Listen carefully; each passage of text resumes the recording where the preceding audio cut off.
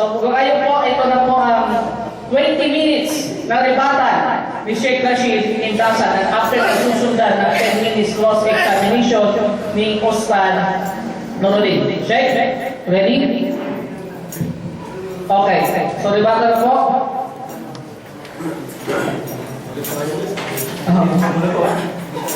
Sige. Okay. Bismillah. Alhamdulillah Rabbil Alamin. Ang lahat po ng papuri ko sa salamat ay kay Allah at Panginoon ng lahat. Pasensya na po kayo. Kung minsan po ay sasabi ko ay makarasit ng dasa. Hindi man po sa nagyaya po tayo. Pero, Ustad, alam naman po ninyo ang buhay natin.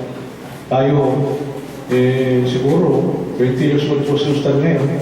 Siguro, hindi pa kayo gumagaling ng high school. Nasa debate na po tayo. Kaya minsan, dala-dala kayo ugali na sometimes, hindi debate ko. Debate ko kasi ito eh. Kaya debate, tanggapin natin ang ipitan. Hanggang maaari, ayaw kong gawin sa iyo. Kasi, we consider it as necessary. Ito paliwanagan lang para mas maging malinaw.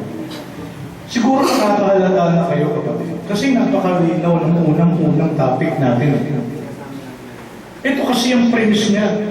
Kontra sa sinasabi ko na binabasa ko sa Quran. At saka sinabi ni Propeta Muhammad sallallahu alaihi wasallam. Ano yun? Aina Allah Pisana. Ano sinabi niya mo? Pisana. Kaya tanungin niyo ako. Nasaan siya? Tanungin mo. Nasaan si Allah? Pisana. Kaya tanungin ko yun. Nasaan siya? Pisana. Ngayon, meron bang magsasabi sa inyo, Allah mawjud, wala isa na hulakan? Wala siya. Siya lang yun.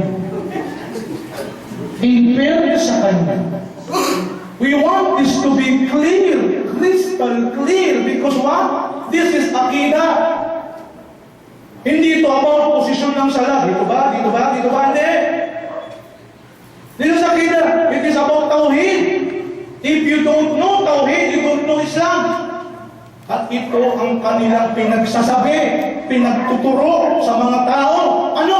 Allah exists without a place. Then brother, come on, yaki. Anong ayah sa Quran? Anong surah sa Quran? May Allah forgive me. Ayaw pa naman sabihin, nagsisinungaling ka, sabi mo, meron sa surah Al-Hadid, chapter 57, verse 2. Ibinaglat na natin. Paborito ko ng surah yun. Wala ko. Wala ko doon nakalagay. Ang nakalagay doon, basahin natin, Sabi niya kasi meron eh.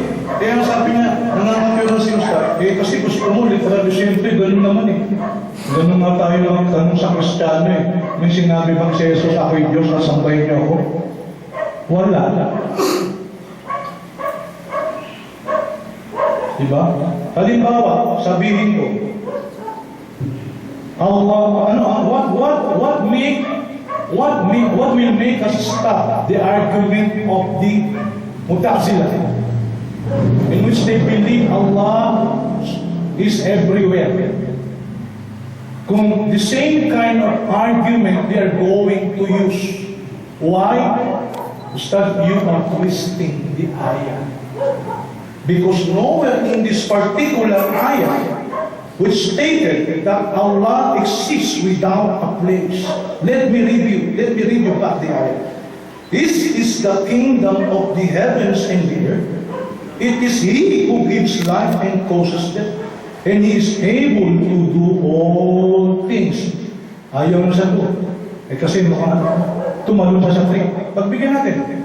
He is the first, nothing is before Him, and the last, nothing is after Him.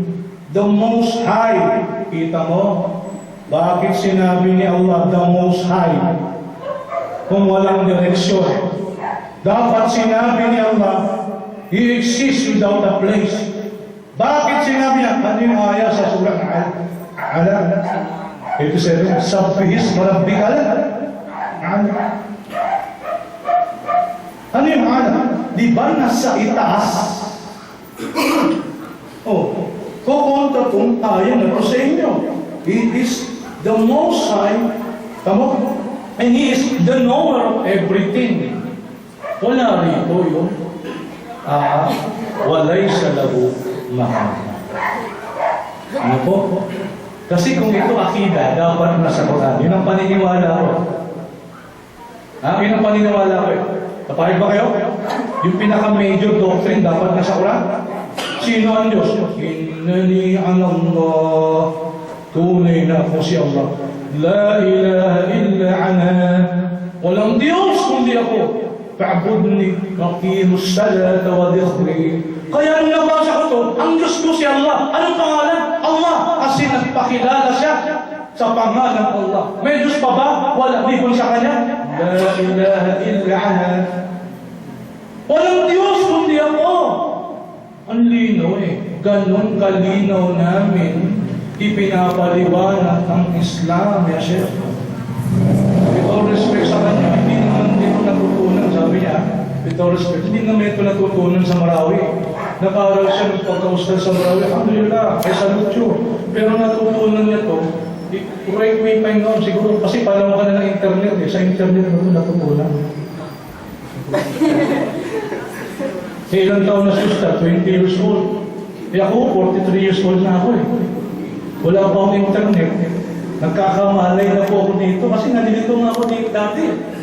Katulad yun Mas maswerte nga kayo ganito Noon, malabo sa amin. Malalaman mo na katabi mo, iba-iba na. Maswerte kayo. Ngayon nahayag. Itong layunin ng ating masjid, ating center. So, nakaniwala ko matalino si Ustad. Still young, mashallah. Ang galing ng memory niya. Pero may doubt ako, nung pinag-aralan ko itong akida na to, by your own, I don't think na gano'n wala akong nawaan. Of course, we have another choice. And compare sa pagbabasa mo sa akin, pagbabasa natin, I would say, siguro, mas kasi sa akin, Petra, naunawaan ko ang Islam Kayo ganun din nagbasa kayo ng Quran, naunawaan niyo kung anong Islam Sa pagbabasa ng Quran. Tapos, i-research muna natin yung mga tafsir. Yung Petra muna natin. Natural disposition. I'm sure, ganun kayo.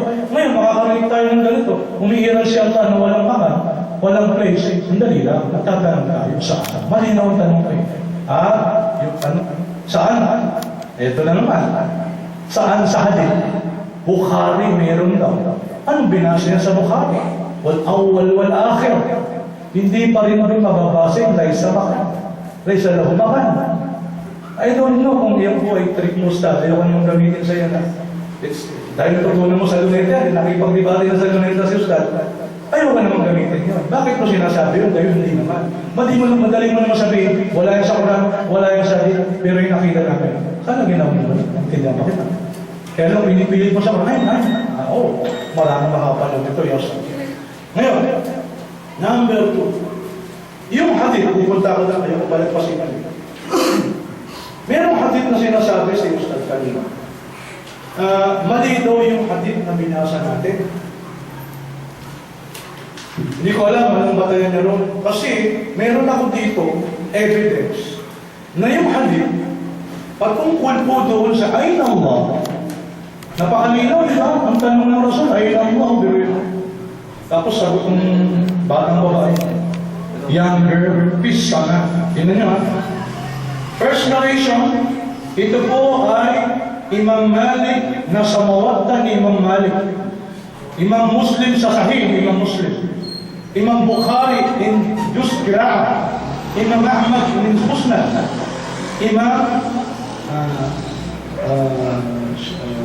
Imam Shafi'i sa Risala. At saka sa Imam Abu Dawud sa Musnad ni Imam Dawud. So ito ay lahat. At meron pa rito nagsasamarami hanggang 22. Pag binasa ko ito nagpapatotoo na this is authentic. Ano yung kanyang argument? Na para palabasin this is not authentic, nagbasa siya ng ibang riwaya ng hadith. Ano yun? Unang binasa niya, yung unang binasa niya, hindi po patungkol doon sa sinasabi natin hadith. Kasi yung hadith natin, ang nagnarin, Isang sahabi, incident po ito, patungkol kay Muawiyah ibn al-Hakam. Ano po yun? Na he want to be compensate, gusto niyang mabura yung kanyang kasalanan na nagawa. Ano yung kasalanan na nagawa niya? Nasampal niya yung kanyang slave. Yung pinapabantayan niya sa kanyang mga tupa, kinain ng wall. Nasampal niya. This young girl is a slave. He wants to be compensated. Sino yun? Muawiyah bin al-Hakam. Ngayon, palagi ko, natutunan niya to sa kababasa niya sa website, sa internet. Natutunan niya to sa isang mga prominent, ewan ko lang, prominent na shaira, na chef, si Nuha Min Keller. Kasi exactly kung ano yung kanyang sinabi ngayon, yun na yun ang sinabi ni Nuha Min Keller na isang kasyaira at isang supi. Nasa Egypt, nasa Jordan po siya ngayon. The same argument, kaya lang hindi makakaligtas. Bakit? Kasi yung binasa niya, magkaiba. Noong ating binabasa po, ito, nakakalungkot. Itong Minhaj al-Muslim. Minhaj al-Muslim, Abu Bakr Jabir al-Jazair. Taga-Madina to, Sheikh Marwan. Taga-Madina. Hindi pala tinatanggap ni Ustaz. Kayo tinatanggap natin ito eh. Nakakalungkot, hindi pala yung tinatanggap ito. Paano yun? Nakakalungkot. Di ba? Tingnan mo. Ang report po kay Muawiyah ibn Hakam, yung kanyang sinabi ay mula sa isang sahabi na ang pangalan Ash-Sharid bin Suwaid al-Faqafi. Pangalawa, yung regarding, ang reason, anong reason? Reason for bringing the slave. Gusto niya palayain yung kanyang, reason niya for fulfilling the will of the deceased parent. Yung pala, gusto ng mother niya na mapatawad siya ni Allah, kaya magpalaya ng alipin. Iba po story eh. Ha? Kaya magkaiba po eh. Kaya iba yung kanyang kinukwento.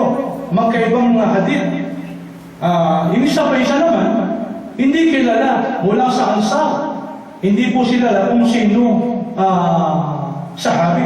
Una, who is your Lord? Ito po yung patungkol kay Ibn Hibban. Muawiyah Ibn Hibban, sa akin po yun. Yung sa kanya, do you testify that there is no God but Allah? Ikaw ba'y sumasaksi na walang Diyos maliban kay Allah? Yung po ay kay Abdul Razzaq. Yung sa slave girl who cannot speak, parang pipi, Musnad Ahmad, magkaiba po yun. Magkaiba. Ngayon, paano mo sinasabing ito ay hindi authentic? Ito pinapaniwalaan ng marami ngayon, mga Muslim. Aina Allah, Bisama. At ito, hindi mo nakukontra to. Ikaw ba, mas marunong ka ba? Kay Abu Dawud, An-Nasai, ito mga ito. Ang dami ito, hindi ko na mababasa. This is authentic hadith. At ito ay kahit si Imam Dhahabi sa kanyang al-Ulum ay sinabi niya, this is authentic. None of the Imams consider this hadith as inauthentic or contradictory with other hadith. So yan po ang sinasabi ng regarding po sa hadith. Okay? Ngayon, patuloy po tayo sa aking papapatuloy. Kanina yung minutes nila. 50 minutes pa. 6 minutes. 6 minutes na lang. 1 na lang pala. Ngayon, ano po yung ibang argument po na binibigay natin kay Ustaz? No?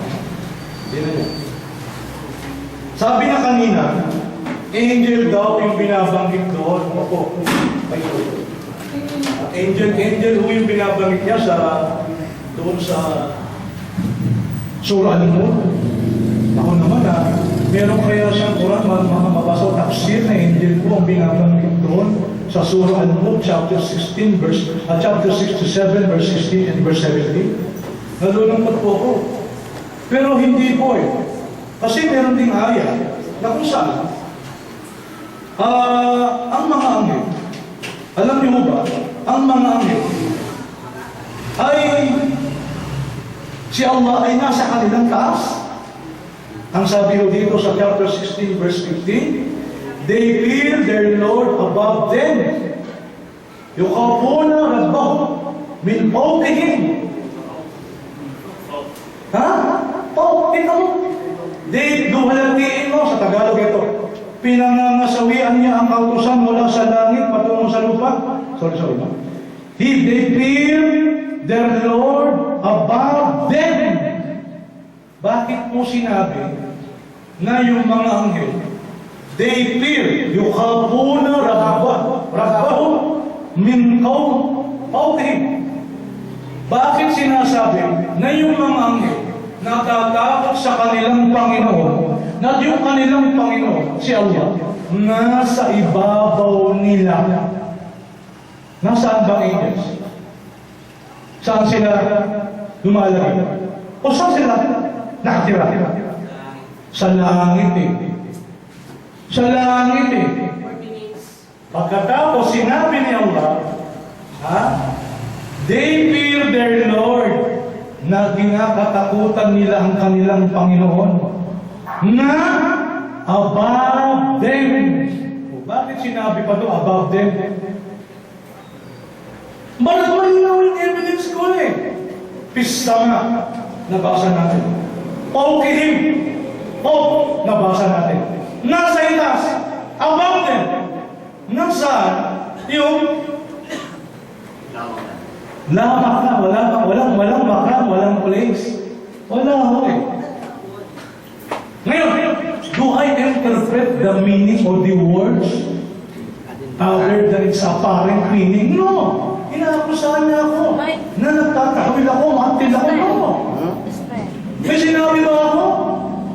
Kung ano yung tsura ni Allah doon sa open the heavens, hinanggap niya kanina eh.